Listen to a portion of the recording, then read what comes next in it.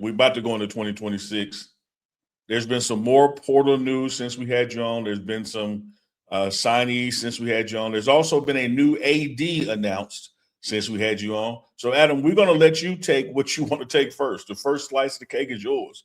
What were you doing? Well, let's start with the most fresh news there in Fernando Lovo getting unanimously approved for his new contract, a 5-year deal at Colorado that's going to pay him $1.2 million per year in terms of base and supplemental salary. There are incentives in there. And when you look at what Lovo did at New Mexico in his first year there, if he can replicate that at Colorado, he's going to make some incentives because he had a really impressive 13-month run there at the University of New Mexico. And we can go back and forth on this. I feel like he checks a lot of the boxes you needed to see from the new athletic director at the University of Colorado, from a youthful fundraising standpoint, from just an upward trajectory with his career. And his background is really impressive. On paper, this, Neely, to me, is a home run hire.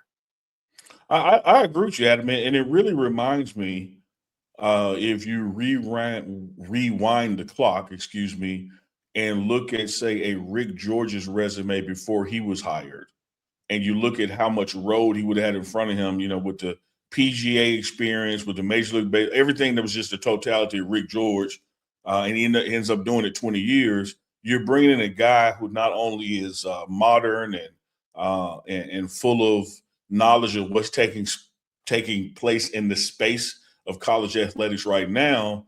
He's got a lot of runway in front of him. Like this somebody that can do this another 20 years. Yeah, and I feel like when Rick George came in, he came in with so much fundraising energy, and he built a literal castle next to Folsom Field. But you can't keep that fundraising stamina up for 13 plus years. So you bring in somebody that's young, energetic in that sense. The west side of Folsom Field at some point has to get renovated. You've got this NIL transfer portal, revenue sharing standpoint. You need somebody in there that is hungry, ready to go on the uprise. He's young, but his resume is pretty dang solid for a 37-year-old. Absolutely agree.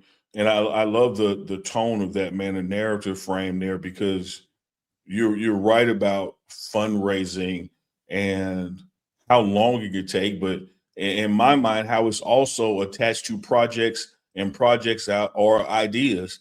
And if you're trying to raise new money, you're going to need new ideas and new projects. So here comes a guy, clearly he can inherit fundraising for the West Side. It does not look as modern, the restrooms, et cetera, as the rest of the Folsom Field does, but just ancillary things that we haven't even thought of that are not even problems yet. He's kind of in that age window and resume window where he's got a good feel, or should have a good feel, of things to come and how we can get ahead of those things.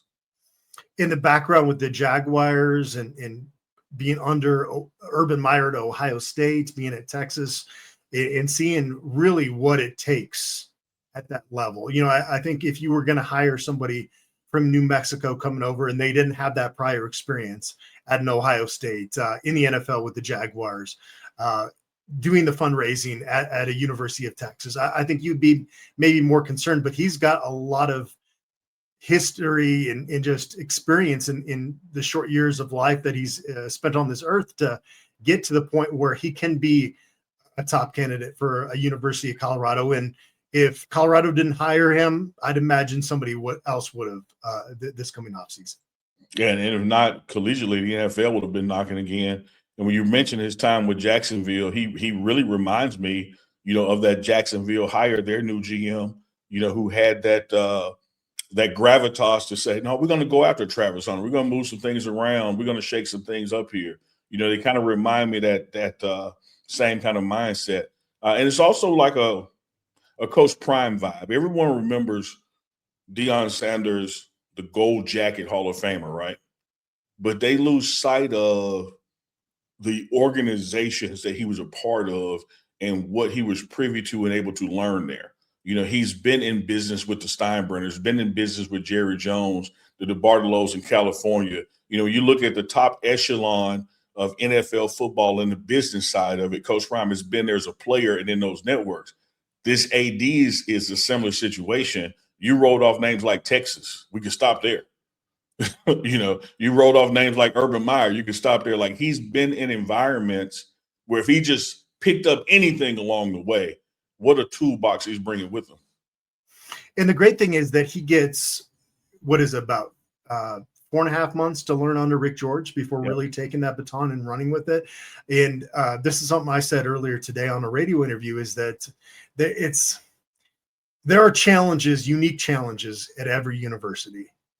CU Boulder has had less in recent years because Todd Solomon, the president, has done a really good job of unifying people.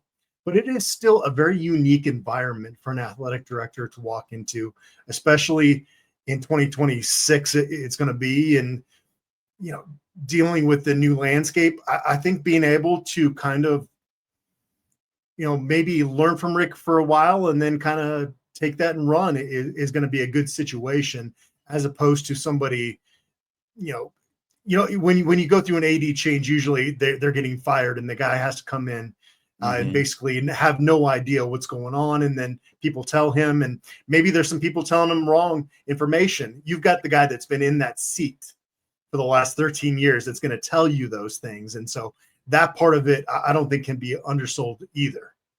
I love that point. And when you get to the end of that, Rick George still isn't going anywhere. He's going to still be in the building in more of a football capacity, working with Coach Prime. So you're still keeping the best of both worlds. The new AD is not just, getting kicked off a cliff and saying, figure it out. Rick George isn't leaving the AD post, as you summed it up, to Adam, to the end of the academic year, the spring academic calendar. And so they will be joined at the hip a lot this spring through spring athletics, including spring ball. And then when the transition fully takes place, the guy that hired Deion Sanders, you're not just handing the baton of relationship over. The guy who hired Coach Prime is going to still be in the building as well, from emeritus and helping that transition standpoint. So I think this is really setting the department up where the chances of personalities, politics, or something not working are diminished more and more. Yeah, no, we're kind of in the discovery phase, but everything I discover about this guy seems to be very positive. So don't have anything negative to say at this point, and look forward to meeting him. I'm sure you are as well, Neely, and it should be a good transition. I think that with this and the Marion news, it's much needed during this transition period. Like we talked, and I went on a rant on our last show about how this is just a negative time period for college football fans. So it's good that there is some stuff we'll look to from a positive standpoint for the future of Colorado. And then we'll get into January 2nd, the portal will open, and then the floodgates open.